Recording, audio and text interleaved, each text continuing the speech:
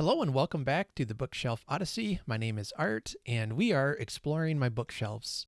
And today I want to do a recap of some of my favorite books that I read in 2022. I love a list and I love watching even award shows and things, or at least following who wins what, because it kind of gives you an idea of what's good and what's not, or at least what's been popular and what hasn't been. I've kind of collected some of my thoughts and as I keep track of what I've read, I just wanted to share with you my top 10 favorite books I read last year, and then also a few stats and different favorites along the way. So I ended up reading 228 books in the course of the year, which is quite a lot for me. So I'm pretty happy with that number.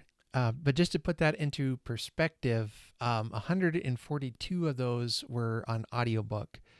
I usually have a lot of time to listen to audiobooks and podcasts, and that's kind of how I can get through so many books. So without those audiobooks, I would have only read 87 either physical or digital books. And if you were to add up all the pages of those books I read, it comes to 74,431 pages, which is a massive amount.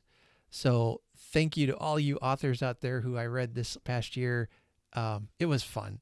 My challenges for this new year, am I going to read 200 plus again? I think I've only done that once before a couple years ago. I'd have to check now, but I think my biggest year of reading, it was like 240. But yeah, that's not a number I usually hit, or at least not until just recently when I've really grown to enjoy audiobooks, because those are great. You can take them along when you're working out, when I'm walking, when I'm driving, playing a game or something, or working on a puzzle. I'll have an audiobook in. I just have time to do that, and I'm very grateful for that. Let's look at some of my favorite books of the year. Coming in at number 10 is 1,000 Nights: Death's Love Letter to Afghanistan by Eli Gardner. I know I've talked about this book in the past. It was a powerfully effective, impacting book to me. The main character, she's a translator in Afghanistan working for the military.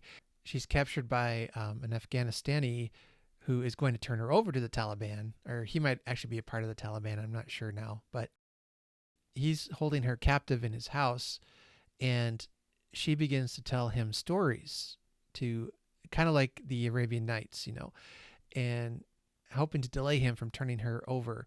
And the stories she's telling are the stories of his own culture that she collected. What I love about the story is that, minor spoilers here, but in the end, it's not violence or hate that wins, but compassion, empathy, and storytelling saves the day.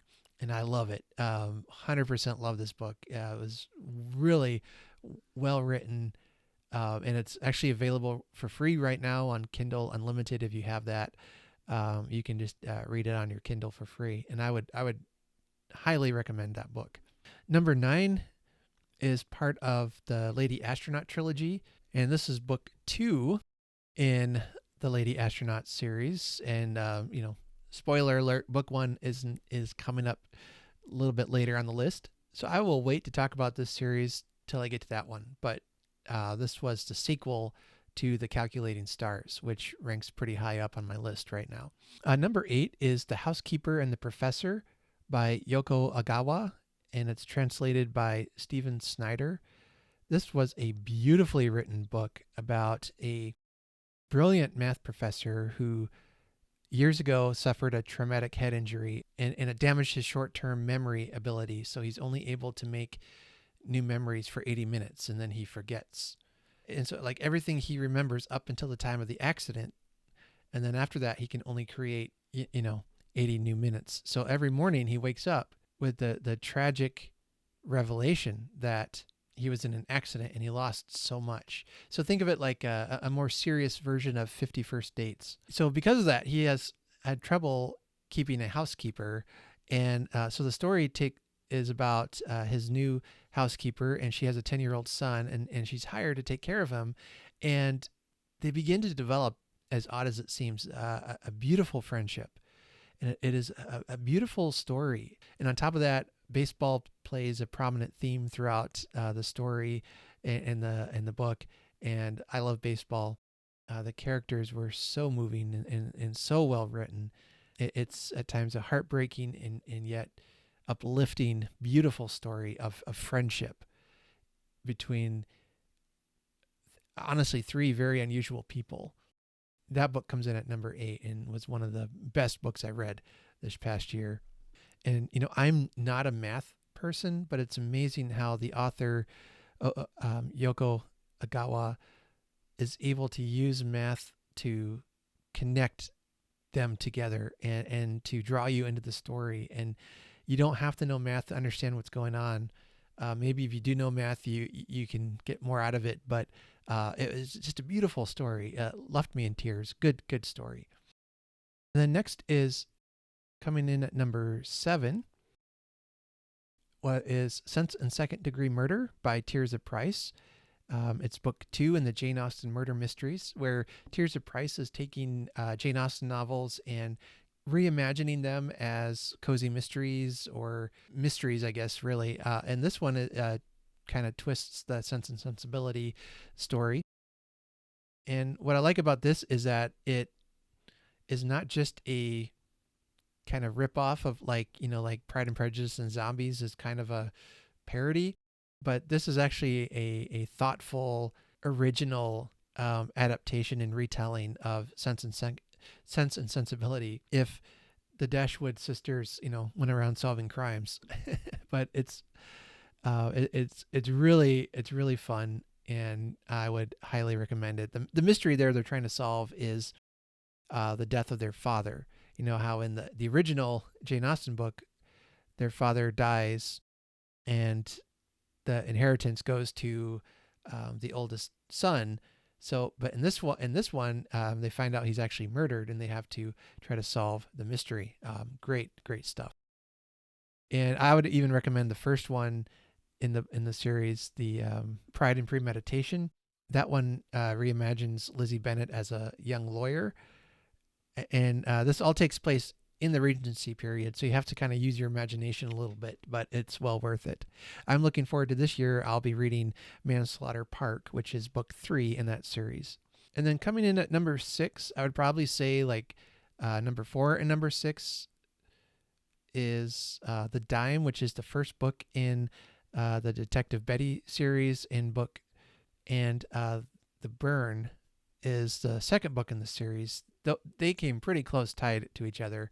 She's a detective from New York City, where she then moves to Texas to work for the Dallas Police Department, and she works in the drug division. And on top of that, she gets involved with Mexican drug cartels and cult leaders and all kinds of desperate characters. And the first book, she goes through a horrific event and kidnapping, and so book 2 is her continuing to process what happened to her in book 1, and the process of dealing with her PTSD, with the challenges she faces in the force, for not only just being a woman but also being a lesbian. There's a lot of things she has to deal with and all of that, but the books have such a wide range of characters. They're pretty graphic as far as violence goes, so you might want to be aware of that. But there's not like any rape or anything, as far as I know. I can't remember any. I don't really care for that kind of story, but mostly it's mostly violence and action. But a really great series. I've read 2 of the 3 that are out. I'm looking forward to reading book 3 this year. And then number 4 is Mrs. Claus and the Evil Elves by Liz Ireland. This was a delightful, charming read in the Mrs. Claus Cozy Mystery Series. I don't know what you can say that I've talked about it on my Christmas podcast. If you listen there, you can hear me talk about this series and how wonderful it is. But yeah, in this book, it's book 3 in the series, and some elf inventors want to replace reindeer with drones, and of course the reindeer then go on strike. On top of all that, there's a murder, and another elf disappears, and one of Mrs. Claus's closest elf friends is accused of the crime, and she has to try to set out to prove her innocence. It's really charming and delightful series, and there's a new one coming out this year. I think in closer to the fall, November time. I believe it's called Mrs. Claus and the Trouble with Turkeys, and it's set at Thanksgiving. So I'll be reading that in November or December. It's kind of like since I started reading the series, it's when there's a new one out, I'm going to wait for the Christmas time to read it as a special treat. Now we get to the top 3. And honestly, any one of these 3 books could, on any given day, get to the top of number 1. I really had a hard time deciding between these. But number 3 is The Violin Conspiracy by Brendan Slocumb. And I had the privilege of interviewing him on my podcast. So I'll make sure to link that interview down below. You'll want to check that out. But it is a mystery, not a murder mystery, but, well, let me read what it's about. It says, growing up black in rural North Carolina, Ray McMillan's life is already mapped out. But Ray has a gift and a dream. He's determined to become a world-class professional violinist, and nothing will stand in his way. Not his mother, who wants him to stop making such a racket. Not the fact that he can't afford a violin suitable to his talents. Not even the racism inherent in the world of classical music.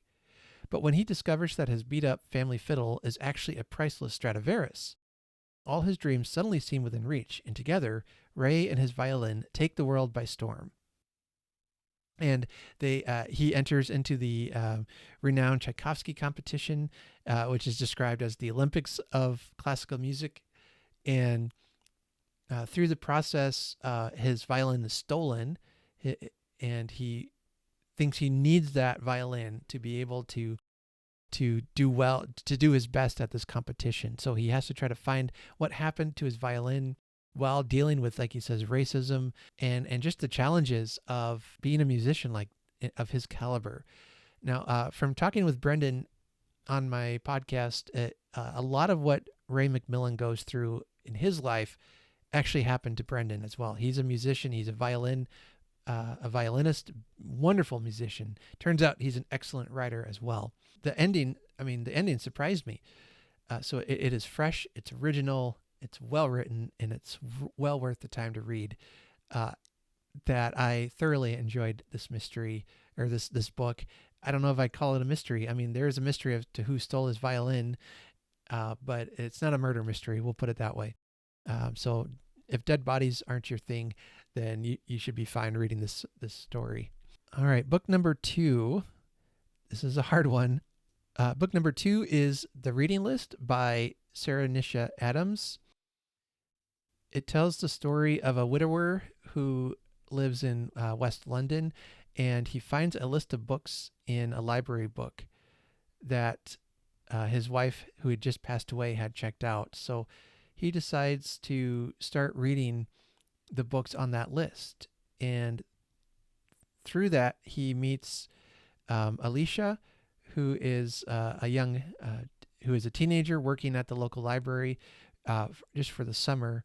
And she's not really much of a bookworm either. And so together they form a friendship while they read this list together. And the story blew me away. And this is, I have it at number 2, but I would say it's actually tied for number 1. And I think given a couple of years, this will be the one I look back at as saying this is my favorite, because I have plans to reread this story. It is so beautiful.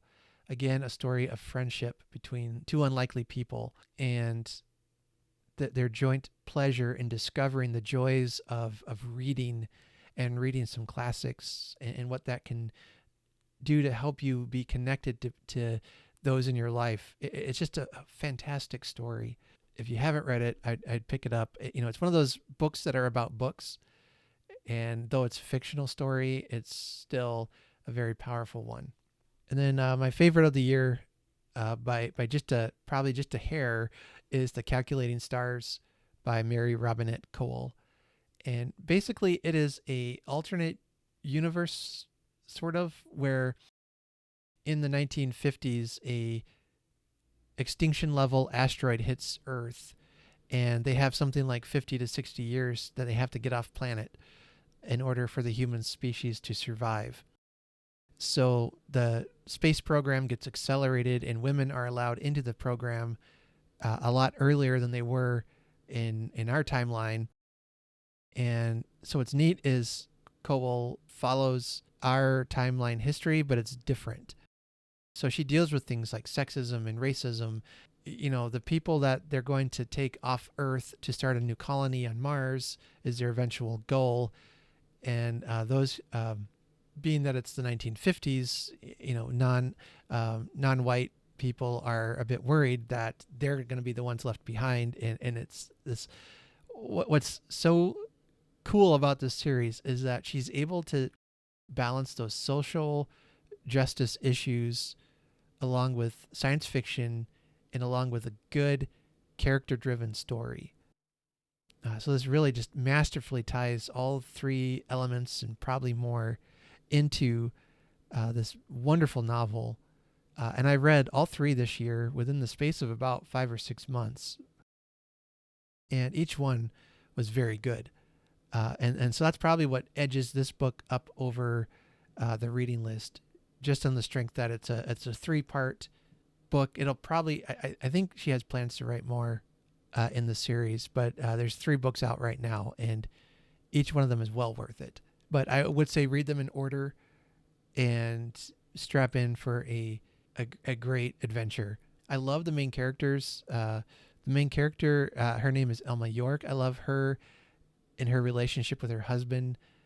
There's just genuine love there, respect for each other, and encouragement to each other that you don't always see in stories, especially books that are supposedly taking place in the 1950s. And like I said, explores the whole idea of women's rights and things. I've been curious, though, why she didn't set this book in modern time, because unfortunately, a lot of the things that she writes about, some of the issues she writes about, are still problems we have today. But it works, and I love it. And it's good. It's a good story. All right, so those are my favorites books of the year, and in that some of the series I've mentioned are great as well. I'd really recommend you check those out. Well, and here we are on a brand new year, starting a whole new list. So my goals for the year, I don't know if I really have a particular number in mind.